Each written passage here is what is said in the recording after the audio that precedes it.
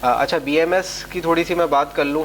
BMS क्यों ज़रूरी होता है। लिथियम बैटरीज़ को हम लोग चार्जिंग की बात करेंगे। ये बेसिकली दो मेथड्स पे चार्ज होती हैं lithium battery.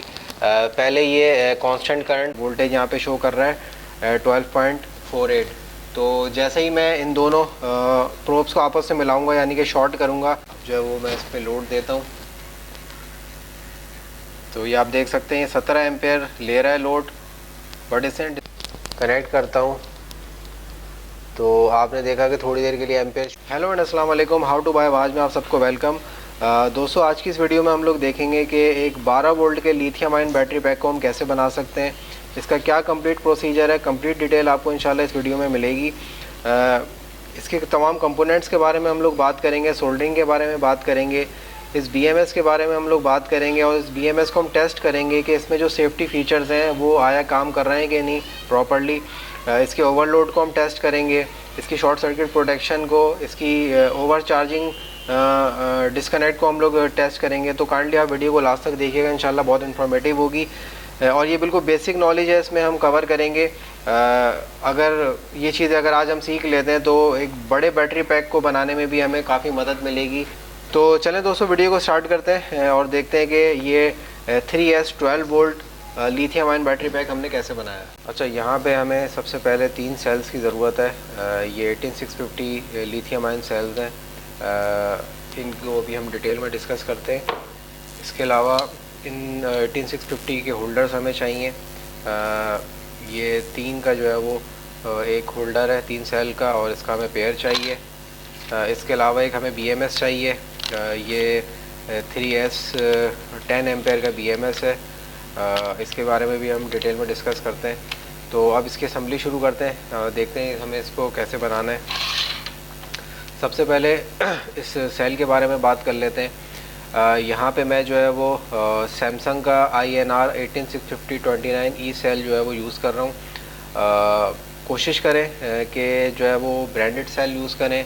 Samsung, Panasonic, Soni, NCR, ये इस तरह की जो है वो, या LG, इस तरह के सेल्स हम यूज़ करें क्योंकि ये जो है वो अच्छी कंडीशन पे टेस्टेड हुए होते हैं और इसमें सेफ्टी के स्टैंडर्ड्स को बड़ा जो है वो मलूज़ खातिर रखा जाता है।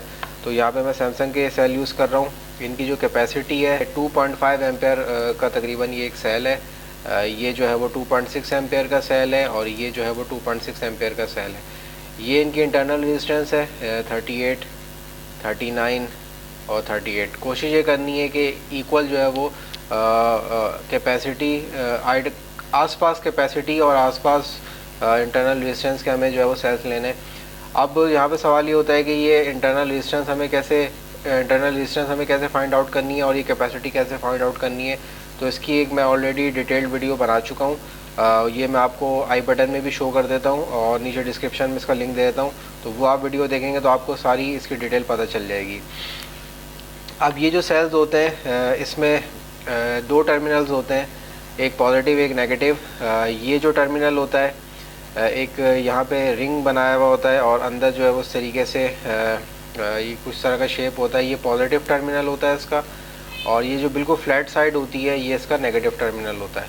अब हमें 3 सेल्स को जो है वो सीरीज़ में जो है वो हमें ज्वाइन करना है। तो इसके लिए जो है वो हम थोड़ी सी इसकी डायग्राम डिस्कस कर लेते हैं। अभी मैं आपको इसको लगा के भी दिखाता रहता हूँ। सबसे पहले जो है वो हमें जो पॉजिटिव साइड है वो ऊपर रखनी है। तो ये हमने पॉजिटिव साइड ऊपर रख ली एज़ पर ड्राइंग। फिर दूसरे सेल की हमें नेगेटिव साइड ऊपर रखनी है। तो ये इसकी नेगेटिव साइड है, ये हमने यहाँ पे नेगेटिव साइड को ऊपर रख लिया। और फिर तीसरे सेल की हमें पॉजिटिव साइड ऊपर रखनी है, और ये तीसरे सेल की ये पॉजिटिव साइड है, इसको हमने यहाँ पे ऊपर रख दिया। तो इसको मैं यहाँ से टॉप कैप लगा के इसको बंद कर देता हूँ। तो ये हमारा पैक तैयार हो गया। अब पहला जो पॉजिटिव साइड है वो हमें खाली छोड़ देनी है, ये पॉजिटिव टर्मिनल निकलेगा हमारा। अब इसके बाद जो नेगेटिव टर्मिनल है पहले सेल का, ये वाला, इसको हम दूसरे सेल के पॉजिटिव से ज्वाइन करेंगे यहाँ पे। तो इसको हम यहाँ पे सोल्डर करेंगे। फिर दूसरे सेल का नेगेटिव जो है ये वाला, इसको हम तीसरे सेल के पॉजिटिव से ज्वाइन करेंगे एज़ पर ड्राइंग। और फिर तीसरे सेल का जो नेगेटिव पॉइंट है ये हमें बाहर निकाल लेना है। तो ये हमारे एक पॉजिटिव निकलेगा एंड और ये हमारे एक नेगेटिव एंड निकलेगा। इसके बाद BMS की हम थोड़ी सी बात कर लेते हैं। ये हमारे पास BMS है 3S 10 एम्पेयर का। ये जो है वो इसके जो है वो पॉइंट्स हैं, मैं आपको ज़रा पॉइंट्स इसके ब्रीफ कर देता हूँ। यहाँ पे इसका जो है वो B पॉजिटिव है।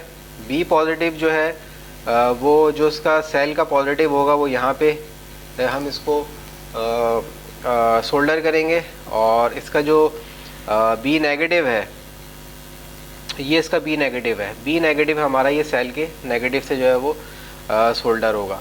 इसके बाद B1 और B2 दो पॉइंट्स इसमें और हैं। ये इसका B1 है, ये इसका B2 है। यहाँ पे इसके पीछे भी मार्किंग हुई हुई होती है, बट मैं इसको फ्रंट से आपको समझा रहा हूँ क्योंकि हम फ्रंट से सोल्डर करेंगे इसको। B1 जो है ये जो तीसरे सेल का नेगेटिव के बाद, ये तीसरे सेल का जो नेगेटिव है इसके बाद जो ये जंक्शन बन रहा है पॉजिटिव और नेगेटिव का, यहाँ से हम इसको B1 निकालेंगे। तो यहाँ पे हम B1 सोल्डर करेंगे, ये वाला पॉइंट यहाँ से एक हम तार निकाल के यहाँ B1 में सोल्डर करेंगे, और फिर जो दूसरा जंक्शन है B2 का, इसको हम B2 के साथ यहाँ पे सोल्डर करेंगे। तो ये इस तरीके से हमारा BMS इसमें सोल्डर होगा। अच्छा, BMS की थोड़ी सी मैं बात कर लूँ। BMS क्यों ज़रूरी होता है। लिथियम बैटरीज़ को हम BMS के बगैर इस्तेमाल नहीं कर सकते। अगर हम इसको BMS के बगैर इस्तेमाल करेंगे, इसकी चार्जिंग डिस्चार्जिंग करेंगे तो ये बहुत डेंजरस है, क्योंकि लिथियम बैटरीज़ जो है वो अगर इसको प्रॉपरली हैंडल ना किया जाए तो ये एक्सप्लोड भी हो सकती हैं। तो इसको जो है बहुत हमें एहतियात से इस्तेमाल करना होता है। तो इसके लिए BMS डिज़ाइन किया जाता है। BMS का काम ये होता है कि ये बेसिकली इसकी जो चार्जिंग, जब ये चार्जिंग मोड में होती हैं बैटरीज़, तो इनकी चार्जिंग को बेसिकली ये मॉनिटर करता है। यानी कि जब ये अपने पीक वोल्टेज पे पहुंच जाती हैं, यानी ईच सेल जब 4.2 वोल्ट पे पहुंच जाता है, ये हमारा पूरा बैटरी पैक 12.6 वोल्ट पे आ जाता है, तो ये इसको चार्जर से कट ऑफ कर देता है। तो इसको मज़ीद चार्ज नहीं करता, वरना अगर ये ओवर चार्जिंग होगी तो इन सेल्स के अंदर हीट डेवलप होगी, और अगर हीट डेवलप होगी तो ये सेल डैमेज हो सकते हैं, ख़तरनाक हो सकते हैं। तो एक चीज़ तो ये हो गई। दूसरी चीज़ ये है कि ये इसको शॉर्ट सर्किट से बचाता है। अगर कहीं शॉर्ट सर्किट होता है, ये प्लस माइनस मिल जाते हैं, तो ये इसको डिस्कनेक्ट कर देता है इसके कनेक्शंस को। तीसरी चीज़ जो इसमें बहुत ज़रूरी है वो ये कि ये इसको ओवरलोड से बचाता है। यानी कि इसकी जो 10 एम्पेयर की रेटिंग है, अगर हम इससे ज़्यादा इसमें जो है वो कोई लोड डालेंगे 10 एम्पेयर से ज़्यादा, तो ये इसको डिस्कनेक्ट कर देगा, यानी कि बैटरीज़ पे लोड नहीं आएगा। तो ये इसके फ़ीचर्स होते हैं, ये बहुत ज़रूरी होता है इस्तेमाल करना। अब जो बेसिकली मैं बैटरी यूज़ कर रहा हूँ उसके थोड़े से फ़ीचर्स मैं आप लोगों को बता दूँ। सैमसंग की INR सीरीज़ है ये 29E। इसका जो नॉमिनल वोल्टेज होता है वो 3.7 वोल्ट्स होता है, और फुल जब ये बैटरी जब चार्ज होती है तो ये 4.2 वोल्ट तक जाती है। जब ये फुली डिस्चार्ज हो जाती है, यानी इसकी कैपेसिटी सारी ख़त्म हो जाती है, तो ये 3 वोल्ट पे इसकी सारी कैपेसिटी ख़त्म होती है। इसको जब हम चार्ज करेंगे तो उसका जो चार्जिंग करंट होगा वो मैक्सिमम 1C होगा। 1C का मतलब ये है कि जितनी बैटरी की कैपेसिटी होगी, अब ये तो बेसिकली यूज्ड बैटरी है, तो ये 2.6 एम्पेयर की। ओरिजिनली जब ये बैटरी जो अनयूज्ड बैटरी होती है, तो इसकी जो कैपेसिटी होती है वो 2.9 एम्पेयर्स की होती है। यानी 1C का मतलब है यानी कि जो उसकी रेटिंग होगी, एम्पेयर रेटिंग होगी, 1 मल्टीप्लाई बाय 1 होगी वो उसके, यानी कि 2.9 एम्पेयर मल्टीप्लाई बाय 1, मैक्सिमम उसको 2.9 एम्पेयर पे चार्ज कर सकते हैं। इसी तरीके से मैक्सिमम जो कंटिन्यूस डिस्चार्ज कर सकते हैं, यानी कि लगातार अगर हम इसको डिस्चार्ज करना चाहें तो 1C पे हम इसको कंटिन्यूसली डिस्चार्ज भी कर सकते हैं, यानी कि 2.9 एम्पेयर पे लगातार हम इसको डिस्चार्ज कर सकते हैं। इसके अलावा इसकी मैंने डेटा शीट में देखा था, इसको हम जो है वो मैक्सिमम जो है ना 8 एम्पेयर 8.25 एम्पेयर पे भी डिस्चार्ज कर सकते हैं, मगर वो शॉर्ट पीरियड ऑफ टाइम होता है, यानी कि चंद सेकंड के लिए, 10 सेकंड के लिए, 15 सेकंड के लिए। हम इसको अगर 8 एम्पेयर का अगर एक सेल पे लोड दें तो ये उसको भी बर्दाश्त कर सकता है। अगर कंटिन्यूस उसको 8 एम्पेयर का लोड देंगे तो ये सेल हीट अप होना शुरू हो जाएगा। तो बेसिकली ये सेल की स्पेसिफिकेशन है। अच्छा, सबसे पहले जो है वो हमें इन सेल्स के टर्मिनल पे सोल्डर लगाना है। इसको बड़ा एहतियात से हमें सोल्डर करना है, क्योंकि जो सोल्डर की टिप है वो हमें ज़्यादा देर तक इस पर नहीं रखनी, क्योंकि ये सेल ज़्यादा देर तक अगर हम इस पर रखेंगे तो ये हीट अप हो जाएगा। तो उसको बड़ा एहतियात से करना है। जैसे ही ये इस पर सोल्डर पकड़े, हमने फ़ौरन इसको रिलीज़ कर देना है ताकि सेल का टेम्परेचर ज़्यादा ना बढ़े।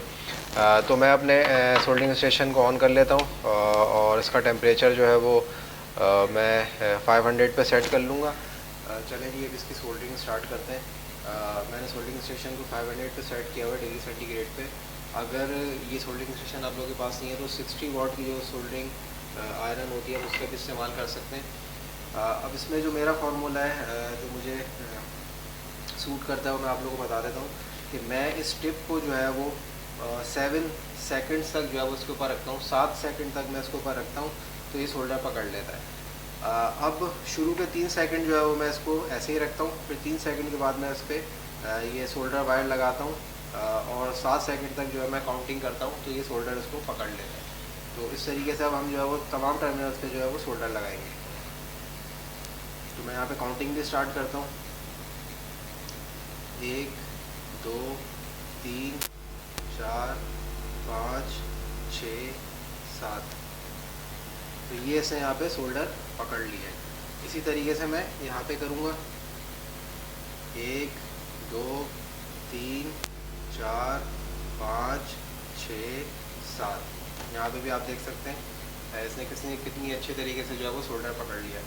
और सेल बिल्कुल मेरा ठंडा है, सेल भी गर्म नहीं हुआ है। इस तरीके से मैं सब पे शोल्डर लगा दूँगा।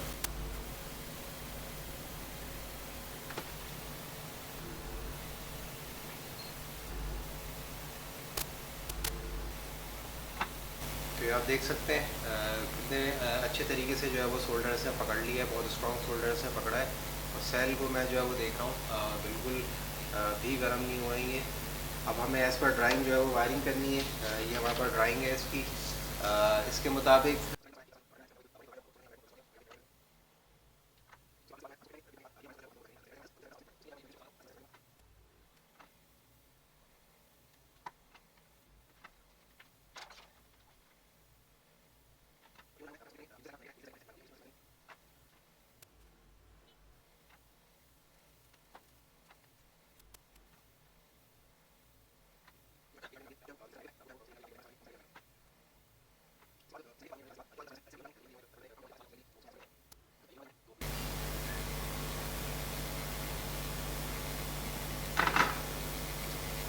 अच्छा ख्याल ये करना है कि अभी यहाँ पे हम तारों को जो है वो खुला नहीं रखना, वरना ये शॉर्ट हो सकते हैं। क्योंकि अभी BMS इसमें नहीं लगा हुआ तो ये शॉर्ट हो सकते हैं। तो तारों को हमें यहाँ से रिमूव कर देना है, कोई खुला हुआ तार ना हो। तो अब जो है वो हम इसमें BMS लगाएंगे। अच्छा, BMS के लिए जो है मैं इसको BMS को यहाँ पे अटैच करूँगा। इसके लिए मैं डबल टेप का इस्तेमाल करूँगा। तो ये मैं डबल टेप लगा रहा हूँ यहाँ पे।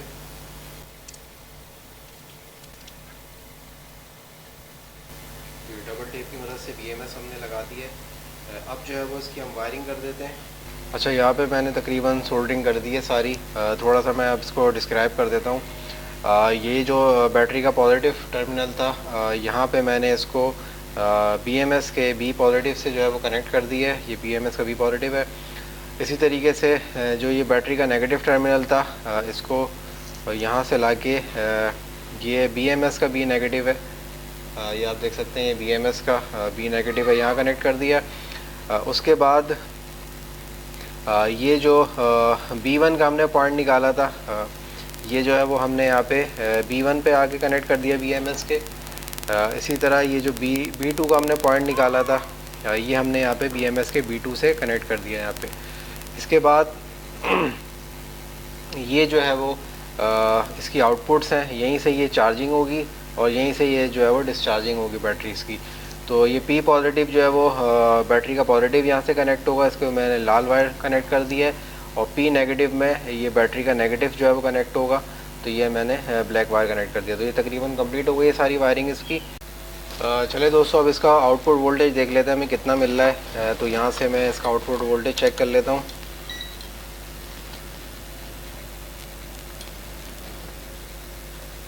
ये आप देख सकते हैं 12.48 जो है वो हमें आउटपुट वोल्टेज मिल रहा है। तकरीबन बैटरी फुली चार्ज है। अच्छा, कभी कभी ऐसा होता है कि यहाँ पे जो है वो 0 वोल्ट शो कर रहा होता है आउटपुट पे। तो इसके लिए आप ये करें कि इसको पहले चार्जिंग करंट दे दें, चार्जर से कनेक्ट कर दें, तो ये एक्टिवेट हो जाएगा। फिर यहाँ पे करंट आना शुरू हो जाएगा, यानी कि वोल्टेज आना शुरू हो जाएगा। तो ये तैयार है। थोड़ी सी टेस्टिंग कर लेते हैं, एक मोटर को इससे चला के देख लेते हैं। तो ये मेरे पास एक 12 वोल्ट की मोटर है, तो मैं इसको इससे चलाता हूँ। आप देख सकते हैं ये मोटर चल रही है। अब थोड़ा सा इसके सेफ्टी फीचर्स को देख लेते हैं कि आया इसके सेफ्टी फीचर्स काम कर रहे हैं कि नहीं। अच्छा, सबसे पहले दोस्तों हम लोग इसका शॉर्ट सर्किट चेक करेंगे कि ये प्रोटेक्शन काम कर रही है कि नहीं। तो इसके लिए मैंने दोनों प्रोब्स पे जो है वो इसको कनेक्ट कर लिया है। तो आप देख सकते हैं ये वोल्टेज यहाँ पे शो कर रहा है 12.48। तो जैसे ही मैं इन दोनों प्रोब्स को आपस में मिलाऊंगा यानी कि शॉर्ट करूँगा तो ये इसको ज़ीरो कर देना चाहिए। तो ये आप देख सकते हैं मैंने मिलाया तो इसने इसको ज़ीरो कर दिया, यानी कि शॉर्ट सर्किट प्रोटेक्शन दे रहा है।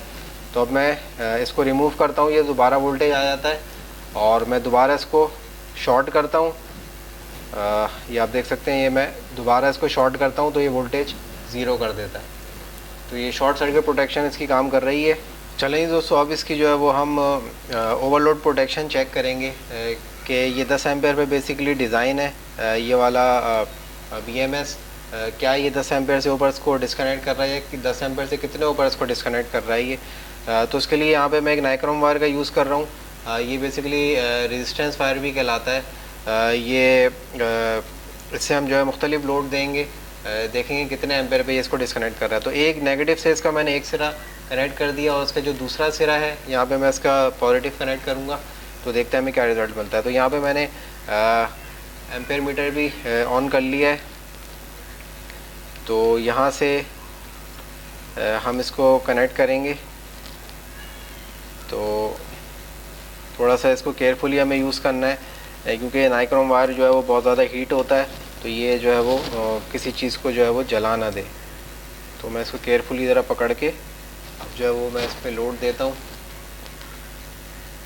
तो ये आप देख सकते हैं ये 17 एम्पेयर ले रहा है लोड, बट इसने डिस्कनेक्ट नहीं किया, इसको ओवरलोड नहीं किया और ये नाइक्रोम वायर भी हीट अप हो रहा है। थोड़ा सा मैं इसको क्लोज़ करता हूँ और 18 एम्पेयर ले रहा है। अब इसने यहाँ पे ओवरलोड कर दिया, 18 एम्पेयर पे इसने ओवरलोड कर दिया। ये आप देख सकते हैं 18 एम्पेयर ले रहा है और ये इसने ओवरलोड करके एम्पेयर ज़ीरो कर दिए। तो दोस्तों ओवरलोड का जो हमने टेस्ट किया उसमें रिज़ल्ट ये आया है कि ये जो BMS है बेसिकली ये 10 एम्पेयर पे डिज़ाइन हुआ हुआ है। जो उसकी स्पेसिफिकेशन है वो 10 एम्पेयर की है, बट ये कि इसने जो है वो 16 एम्पेयर तक 17 एम्पेयर तक का लोड इसने लिया है और इसने जो है वो उसको ट्रिप नहीं किया। सर्किट को 18 एम्पेयर पे इसने जो है वो ओवरलोड किया, इसको ट्रिप किया है। ये इसका सर्किट का ड्रॉबैक है। और मैं ये देख रहा हूँ कि ये सेल्स भी जो है वो गर्म हो चुके हैं काफ़ी, जो कि एक अच्छा साइन नहीं है क्योंकि इसने जो है वो 16-17 एम्पेयर तक जो है वो उसमें से करंट ड्रॉ किया है। तो ये इस तरह के जो चाइनीज़ BMS है ये इसका ये थोड़ा सा नेगेटिव पॉइंट है वो सामने आया है। तो 12-18 एम्पेयर पे इसने वो किया है, बट ये कि हमने ये जो बैटरी बनाई है इसको हम कंटिन्यूस जो है वो सिर्फ 2.5 से 3 एम्पेयर ही इसमें से करंट ड्रॉ कर सकते हैं। और अगर आपने कोई मैक्सिमम अमाउंट ऑफ इसमें से करंट ड्रॉ करना है तो वो मैक्सिमम 8 एम्पेयर कर सकते हैं, बट वो चंद सेकंड्स के लिए ही कर सकते हैं 8 एम्पेयर हम करंट ड्रॉ। तो हमें इस चीज़ का ख्याल रखना है, ये इसका ओवरलोड का प्रॉपरली वर्क नहीं कर रहा है। तो इसको जो है वो हमें 2.5 से 3 एम्पेयर से ज़्यादा कंटिन्यूस करंट नहीं देना लोड हमें इस बैटरी को। अच्छा दोस्तों, अब इसकी हम लोग चार्जिंग की बात करेंगे। ये बेसिकली 2 मेथड्स पे चार्ज होती है लिथियम बैटरी। पहले ये कांस्टेंट करंट पे चार्ज होती है। जब इसका वोल्टेज अगर फुली डिस्चार्ज है 9 वोल्ट से स्टार्ट हो रही है तो ये पहले कांस्टेंट करंट पे चार्ज होगी all the way to 12.6 volt तक जाएगी। फिर ये कांस्टेंट करंट से कांस्टेंट वोल्टेज पे आ जाएगी। फिर 12.6 से ये जो है वो ग्रेजुअली एम्पेयर को डाउन करेगी और फिर ये फुली चार्ज होगी। तो अभी जो है वो मैं इसको बेसिकली इसका जो BMS डिज़ाइन होता है वो 3S का वो 12.6 वोल्ट पे होता है। तो मैं इसको 12.7 वोल्ट पे जो है वो अपनी सप्लाई को सेट करूँगा। तो यहाँ से मैंने इसको 12.7 वोल्ट पे सेट कर दिया और मैंने यहाँ से 1 एम्पेयर जो है वो ऑलरेडी सेलेक्ट किए हुए। तो यहाँ से मैंने सप्लाई का पॉजिटिव जो है वो बैटरी के पॉजिटिव से लगा दिया है और सप्लाई का नेगेटिव जो है वो मैं बैटरी के नेगेटिव से लगा रहा हूँ। तो ये आप देख सकते हैं कि ये इसने चार्जिंग स्टार्ट कर दी है कांस्टेंट करंट पे। तो ये कांस्टेंट करंट पे 1 एम्पेयर पे अब इसको ये चार्ज कर रहा है। अब हम ये देखेंगे कि जब ये 12.6 वोल्ट पे आता है तो ये क्या कांस्टेंट वोल्टेज पे आके इसके एम्पेयर ड्रॉप करना शुरू करता है कि नहीं। तो फिर हम देख लेंगे कि BMS का जो है वो ओवर वोल्टेज का फंक्शन भी काम कर रहा है। अच्छा दोस्तों, अब आप देख सकते हैं कि अब यहाँ से एम्पेयर जो है वो ड्रॉप कर दिए। 1 एम्पेयर था पहले और ये कांस्टेंट करंट पे था पहले, अब ये कांस्टेंट वोल्टेज पे आ गया है। इससे एम्पेयर ड्रॉप करते करते अब ज़ीरो कर दिए, यानी कि ये 12.6 पे जो है वो उसने बैटरी को फुल कर दिया है। अब इसको अगर मैं यहाँ से रिमूव करता हूँ, टर्मिनल को हटाता हूँ और यहाँ से मैं थोड़ा सा वोल्टेज इसका बढ़ाता हूँ, तो अब ये बैटरी चूँकि फुल हो चुकी है तो अब इसको मज़ीद इसको चार्ज नहीं करना चाहिए। तो अगर मैं इसको अब चार्जिंग पे लगाता हूँ तो ये आप देख सकते हैं इसने ज़ीरो कर दिया इसको, यानी कि कोई ये जो है वो करंट इसमें नहीं जा रहा है। ये मैं आपको एक दफ़ा फिर दिखा देता हूँ, कनेक्ट करता हूँ तो आपने देखा कि थोड़ी देर के लिए एम्पेयर शो हुआ बट इसने कट ऑफ कर दिया। तो जैसा कि आपने देखा कि ये इसका जो है वो बैटरी फुल का जो सेफ्टी फीचर है वो भी जो है वर्क कर रहा है। तो ये 12.6 से ज़्यादा बैटरी को मज़ीद चार्ज नहीं कर रहा। और फाइनली इसको मैं पैक कर दूंगा, ये श्रिंक रैप्स है इनकी मदद से मैं इसको पैक कर दूंगा।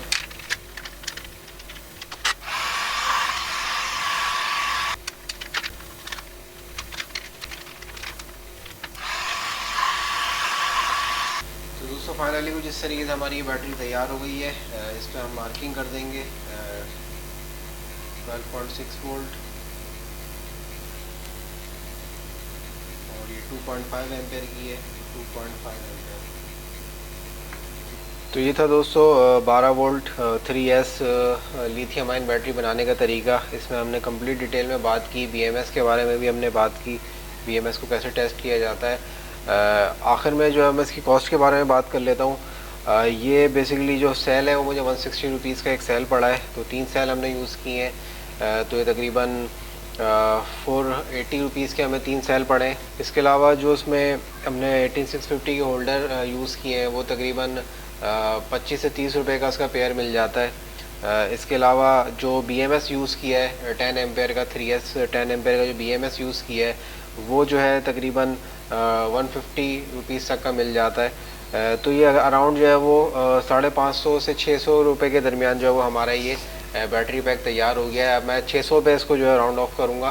तो 12.6 वोल्ट और 2.5 एम्पेयर का जो लिथियम आयन बैटरी पैक है हमारा 600 रुपीज़ में तैयार हुआ है।